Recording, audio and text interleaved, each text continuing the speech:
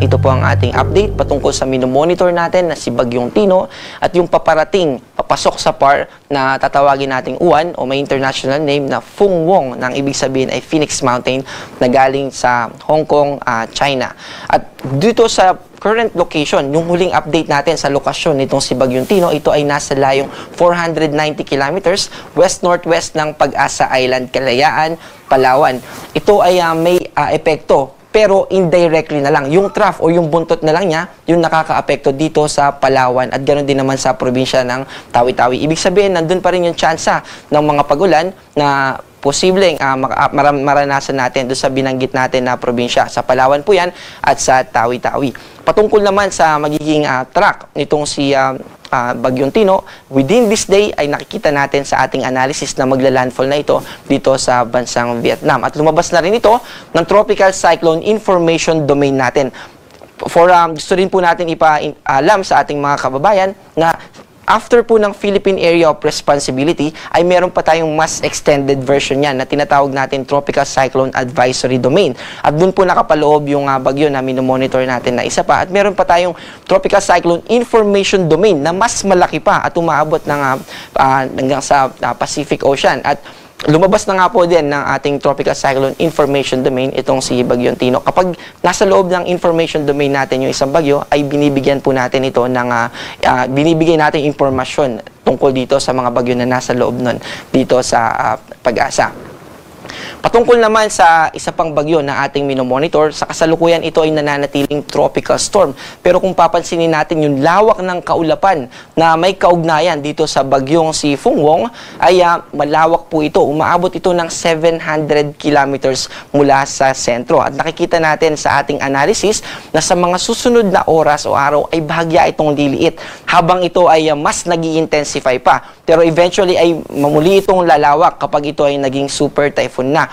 So, generally, nakikita rin natin na yung magiging movement niya ay pa-northwest, papalapit dito sa Luzon. Pero, sa kasalukuyan, yung kanyang pagkilos ay quasi-stationary. Ito po yung letters dito. At ibig pong sabihin yan ay hindi ito talagang kumikilos at almost na nandito lamang siya sa kanyang lokasyon. Isa sa mga nagko-contribute dun sa pagbagal ng kanyang paggalaw ay yung high pressure system na nasa northern part ng Pilipinas. Itong minomonitor natin na tropical storm ay nasa layong 1,660 kilometers east ng northeastern Mindanao. At dito sa ating forecast track, patungkol dito kay sa magiging bagyong si Uwan, bago ito pumasok ng Philippine Area of Responsibility, ay mag-i-intensify pa ito into typhoon category. At pagpasok niya ng PAR by Friday night o kaya naman ay Sabado ng umaga, ito ay mas lalakas pa at aabot ito ng super typhoon. By the way, itong issuance natin ng advisory ay kaninang 11 a.m.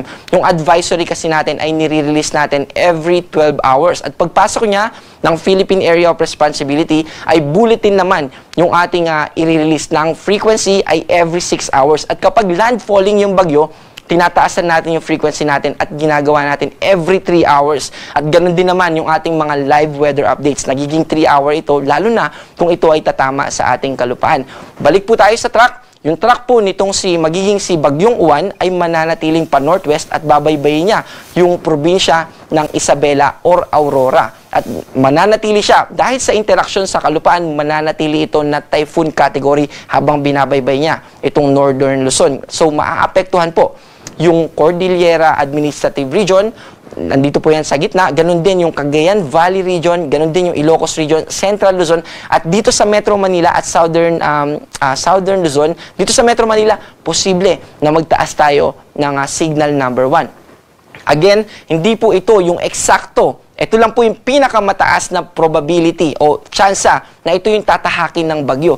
Pero posible pa po yan na bahagyang bumaba at bahagyang tumaas. Ito po yung ating tinatawag na cone of probability o tinatawag din natin recently na cone of confidence. Ang pinakamataas na track na posibleng baybayin nitong magiging si Bagyong Uwan ay dito sa extreme northern Luzon. At ang pinakamababa naman ay pwede itong maglandfall dito sa eastern Visayas o sa northern Samar at babaybayin niya yung mga lugar dito sa Bicol region. At kapag ganun po yung nangyari, ay mas malaki yung magiging epekto nito sa ating mga kababayan.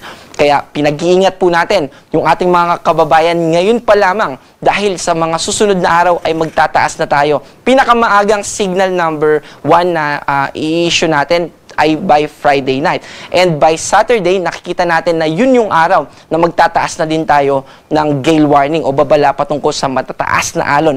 Maglalabas din po tayo ng warning patungkol sa posibleng storm surge dahil ito po ay super typhoon. Kaya umantabay po tayo sa mga i-release pa na issuance ng Pag-asa. Patungkol naman sa magiging lagay ng ating panahon bukas, dito po sa northernmost part ng ating bansa, yung Batanes, ganun din naman dito sa probinsya ng Cagayan, yung northeast monsoon ang makakaapekto sa atin. Ibig sabihin, malamig na hangin pero meron ding kaulapan. Kaya posible yung mga light rains dito sa binanggit natin na lugar. Dito naman sa Metro Manila at sa natitirang bahagi ng Luzon ay magiging bahagyang maulap hanggang sa maulap na kalangitan. Ibig sabihin, mababa yung tsansa ng mga pag-ulan. At dito naman sa Metro Manila, ang agwat ng temperatura ay 25 to 32, sa Tagaytay ay 23 to 30, at sa Legazpi naman ay 24 to 32.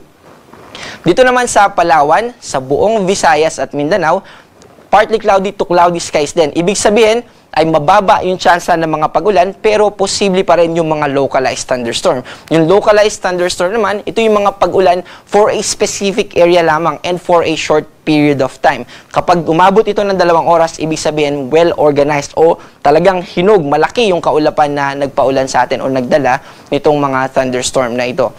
Ang agwat ng temperatura dito sa Iloilo ay 24 to 32, sa Cebu ay 25 to 33, at sa Davao naman ay 25 to 34. Sa kasalukuyan ay wala po tayong nakataas na gale warning. Pero tulad nung binanggit natin kanina, as early as Saturday ay magtataas na po tayo ng gale warning. Kasama dyan yung Eastern Visayas, ganun din yung coastal areas natin dito sa Bicol region, sa Quezon, Aurora, at ganun din dito sa Cagayan Valley region. Kaya yung mga kababayan natin na naglalayag for several days para mangisda, inaabisuhan po natin na wag na po tayong pumalaot dahil magtataas na tayo ng gale warning by Saturday.